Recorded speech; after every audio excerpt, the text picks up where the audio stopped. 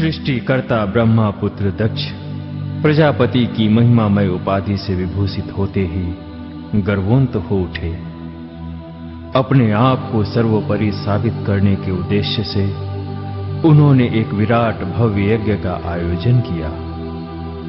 अपनी पुत्री सती और जमाता शिव को छोड़ त्रिभुवन के सारे देव ऋषिगण उस यज्ञ में आमंत्रित थे। निर्लिप्त शिव इन सारे प्रपंचों से दूर कैलाश की उत्तुंग शिखर पर अपनी ध्यान गंगा में गोते लगा रहे थे। माता सती पितृ उपेक्षा को भुलाकर यज्ञ में सम्मिलित होने की जिद करने लगी।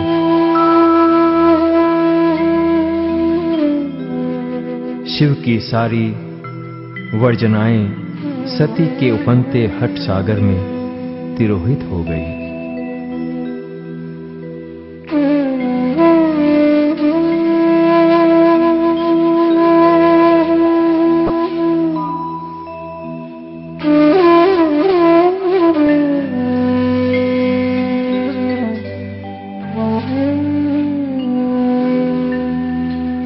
अहंकारी दक्ष की भूभंगिमाएं पुत्री सती को देखते ही टेढ़ी हो उठी।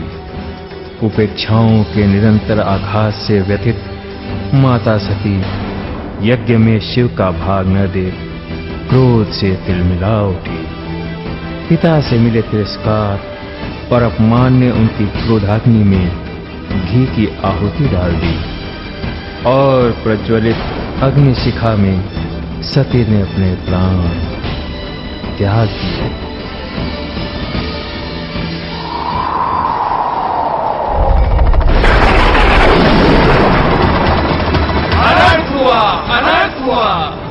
अनर्थ हुआ कि तुमुल नाद से दिशाएं थर्रा उठी।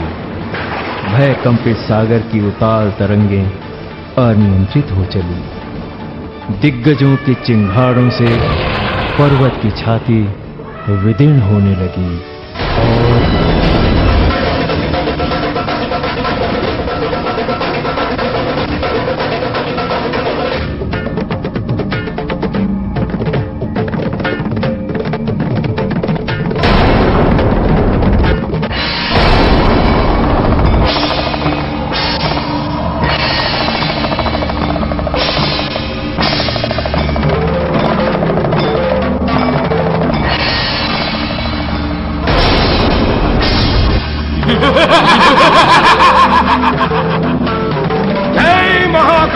अहंकारी दक्ष, तेरा ये दंभ, तेरा यह दुस्साहस कि तू सती का अपमान करे, अक्षम्य अपराध है यह।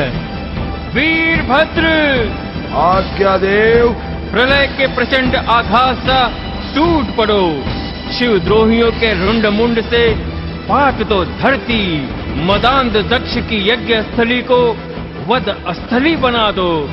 जाओ। जो आज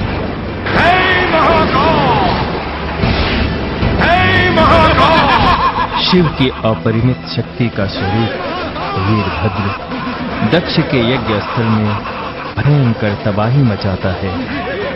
ब्रह्मा विष्णु सभी अदृश्य हो जाते हैं। पलक झपकते ही दक्ष की उस भव्य यज्ञ भूमि में शमशान सा सन्नाटा पसर गया।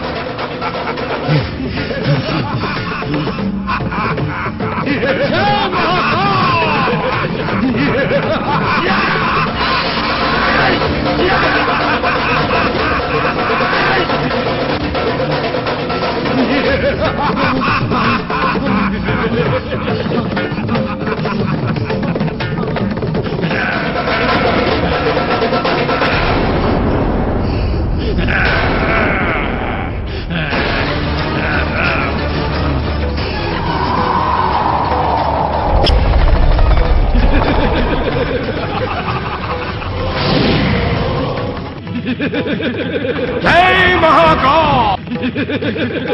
जय महाकाल!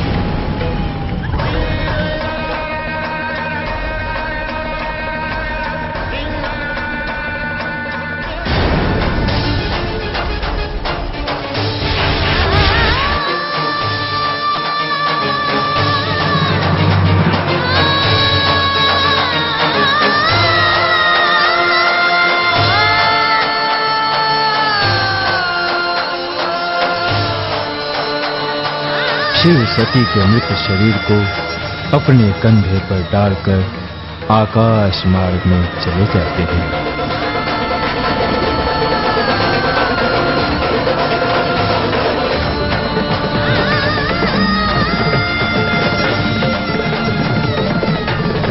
सती के चिर वियोग से उद्भ्रांत देवाधिदेव महादेव के मोहग्रस्त हो जाने से सृष्टि के सारे क्रम गड़बड़ा गए। काल अनियंत्रित हो उठा। नक्षत्रों और ग्रहों की दशा और दिशाएं बदलने लगी। प्रलय की प्रबल आशंका से भयभीत देवगण भगवान श्री हरि विष्णु के पास गए। आसन्न संकट से सृष्टि को विमुक्त करने के लिए श्री हरि ने अपने सुदर्शन को प्रेरित किया।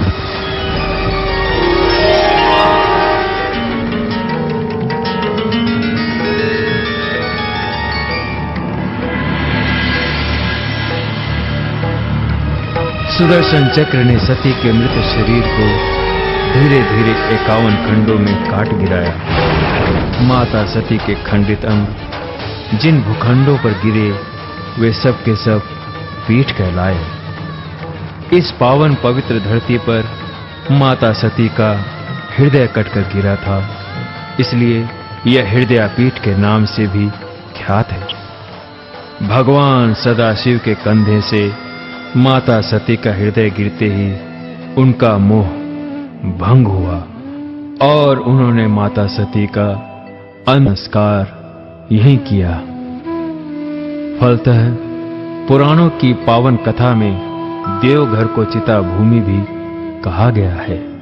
सती के अग्नि संस्कार से उत्पन्न राख को अपने अंगों में रमाकर शिव तो कैलाश लौट गए, मगर भस्म यहाँ का अमोद महाप्रसाद बन अमर सौभाग्यदायक बन गया।